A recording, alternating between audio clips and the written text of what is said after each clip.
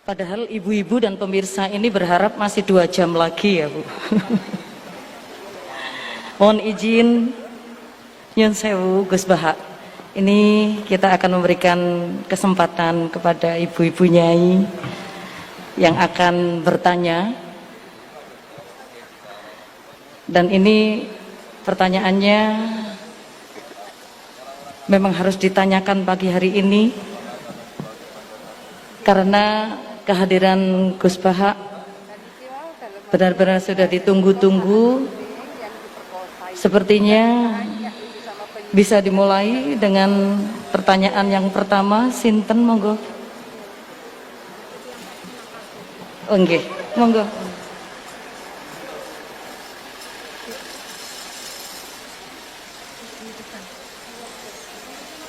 Assalamualaikum warahmatullahi wabarakatuh. Gus, badhe nyuwun pirsa, di era milenial ke para ibu-ibu, para emak-emak yang biasanya kan ibu-ibu saat menikah arane emak-emak, yang pada waktu masa lalu dereng mengenal dereng mengenal dan memahami perkembangan ilmu pengetahuan dan teknologi seperti saat sekarang, kadang-kadang merasa bingung. Ibu-ibu merasa bingung menghadapi tantangan pendidikan di masa sekarang ini. Peserta didik sekarang dituntut paham dan bisa mengoperasikan perangkat multimedia sosial supaya tidak tertinggal oleh perkembangan pendidikan yang sekarang ini perkembangannya sangat pesat. Sementara di sisi lain banyak informasi kurang mendidik yang bersumber dari perangkat multimedia tersebut. Ngeten Gus, ibu-ibu menika kadang-kadang bingung. Santri menika kan boten pareng beto HP. Tapi sekarang niku pendidikan memerlukan kita harus pakai HP. Nah, yang ibu-ibu itu mau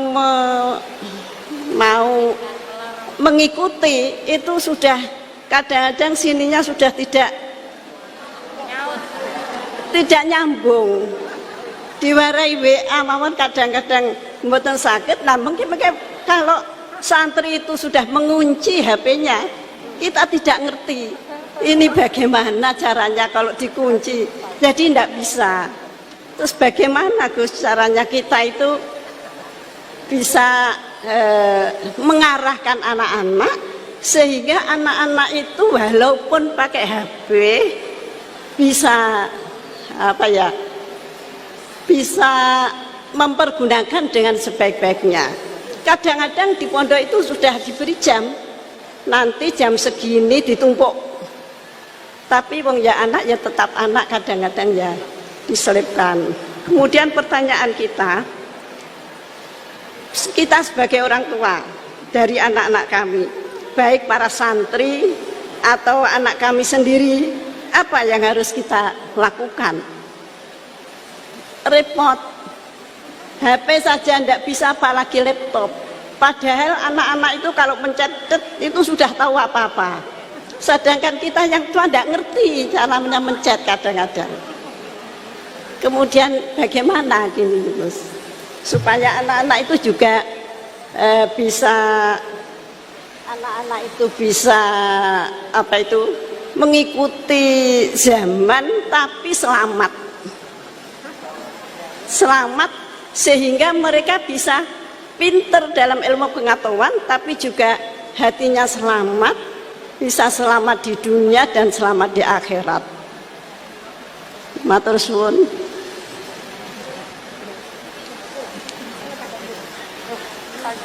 Monggo Gus Baha.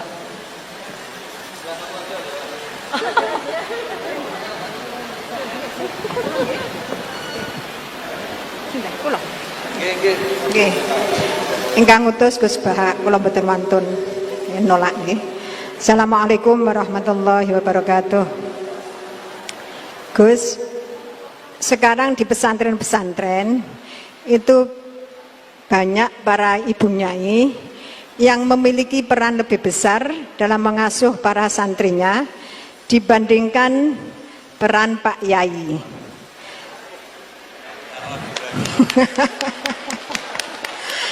Tapi ketika ada ibu nyai yang namanya tercantum sebagai pengasuh, masih banyak masyarakat yang memandang tabu ini Gus, atau tidak etis. Bahkan dalam sebuah lembaga yayasan, seringkali perempuan-perempuan itu dimarginalkan. Padahal perempuan itu kalau diberi kesempatan luar biasa Gus, laki-laki kalah semuanya. Kadang pendapatnya itu tidak dihiraukan, meskipun sebenarnya bagus. Dan ini loh Gus, saya minta keadilannya Gus.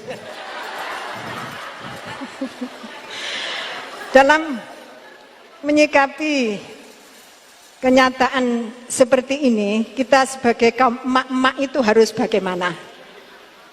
Saya menuntut keadilan Gus, dari Pak Yai, dari panjenengan. Terima kasih. Assalamualaikum warahmatullahi wabarakatuh.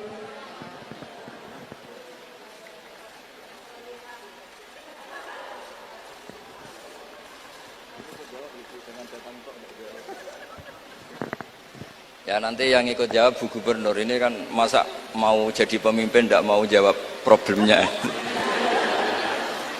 Udah datang pakai helikopter, ada pertanyaan nggak mau jawab. Saya ini ganjarannya sudah terlalu banyak, 5:30 sudah datang, nanti diminta ikut meletakkan batu pertama ya. Oke. Terus begini Bu Nyai Nur Iskandar ya. Jadi saya punya cerita dari Bapak, juga cerita ini pernah ngendikakno Mbah Mun. Ada filosofi ilmiah yang nggak bisa diganggu gugat. Ini harus kita camkan. Misalnya begini, al-insan abdul ihsan. Manusia itu pasti mudah diperbudak atau dikalahkan oleh kebaikan.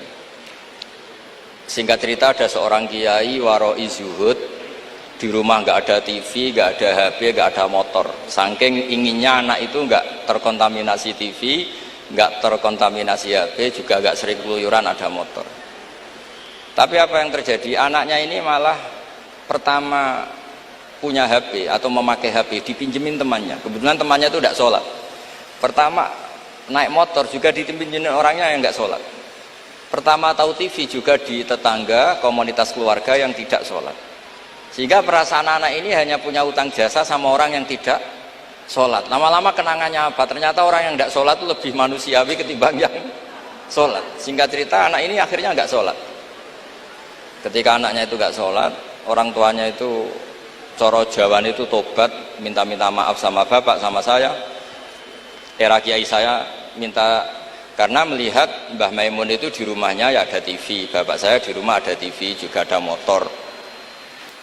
Ketika sowan, walhasil intinya diceritain kenapa banyak kiai alim yang longgar, di rumah ada TV, ada HP, ada motor. Ternyata karena jangan sampai anak kita pertama merasa utang jasa itu sama orang lain. Kalau orang lain ini yang orang nggak bener bisa berabe kan. Nah pondok juga gitu, kalau terlalu ketat HP, terlalu ketat apa, ternyata HP ini barang mewah, barang wow, kebetulan yang nilai orang lain. Dan akhirnya santri ini merasa utang jasa sama orang. Nah, ya kalau orang lain ini tepaan orang soleh, kalau enggak. Makanya ibu-ibu juga situ, senyum tuh barang mewah. Ternyata bapak-bapak kenangannya sama bakul kopi, tidak sama istrinya. Akhirnya yang diingat ya bakul kopi, karena senyum itu mewah. Ini sekaligus jawab pertanyaan yang enak, minta keadilan. Saya juga minta keadilan. Ya itu sudah komplit, jawaban itu sudah. Pokoknya kita kondisikan al-insan abdul ihsan. Jadi itu tidak bisa ndak. Makanya ngelola anak-anak itu ya harus hati-hati, ngelola istri, ngelola suami, ngelola komunitas masyarakat. Kenapa kiai itu harus dermawan? Kenapa orang baik harus dermawan? Kalau yang dermawan orang fasik, pasti orang fasik ini yang punya pengaruh, karena al-insan abdul ihsan. Makanya ini kembali lagi ke kitab Ar-Risalah tadi. Saya berkali-kali kalau ngaji bilang, tasodaku walau bitol koti wajin. Kamu disuruh sodako meskipun senyum.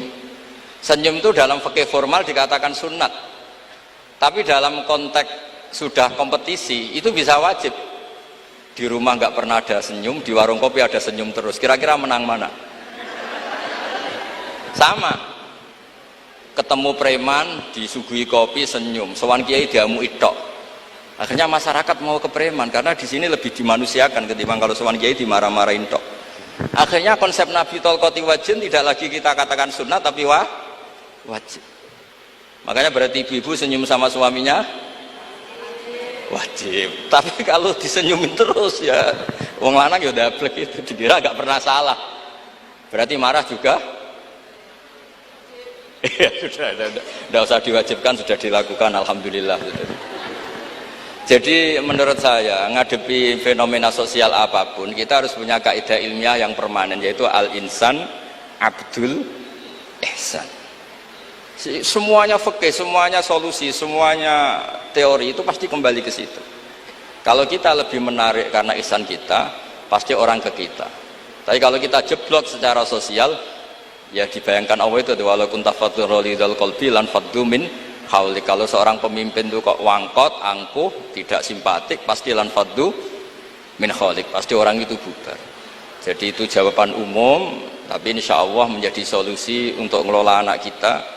Saya sampai sekarang itu ya biasa ngedusi anak saya, jalan-jalan sama anak saya supaya utang jasanya anak itu sama orang tuanya. Istri saya itu keluarga Sidogiri. Itu saya pernah bilang kalau anak saya minta uang jajan meskipun saya tidur agar dibangunin oleh anak saya. Kata istri saya kan yaitu nanti melatih dak sopan. Tapi akhirnya saya beri penjelasan secara ilmiah.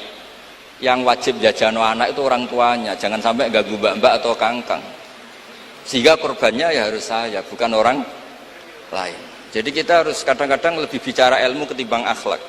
Apa artinya anak kita berakhlak sama orang tua, tapi anak kita pas mau jajan ngel-ngel orang lain. Nah hal-hal seperti itu supaya apa? Anak kita punya kenangan, saya bisa jajan karena bapak saya bisa jajan karena dituruti bapak saya. Tapi kalau kenangannya sama tetangga, dan kebetulan tetangga kita misalnya kurang baik, maka nurutnya sama tetangga yang kurang baik ini. Jadi ini menurut saya ini karena masalah ijtihad. Neng ana boleh gak setuju ya karena ini masalah ijtihad. Tapi harus setuju, satu-satu diundang kok ora dituruti fatwane kan. Tapi yang jelas kaidahnya itu tadi pegang al-insan abdul ihsan. Sehingga kita bisa ngelola gimana orang-orang baik itu berjasa. Makanya ketika Rasulullah SAW masyhur itu, inna hadatin irtadaituhu li nafsi wala yusliha li hadatini illa sakha wa husnul khuluq. Agama ini sudah final, cuma yang bisa mengawal agama ini hanya dua, yaitu dermawan dan husnul khuluq. Jangan sampai orang lain yang nggak benar lebih berempati, lebih dermawan, sementara yang soleh kurang dermawan atau kurang empati, sehingga kompetisinya orang soleh ini kalah. Ya saya kira demikian. Ini mohon terakhir, mohon assalamualaikum warahmatullahi wabarakatuh.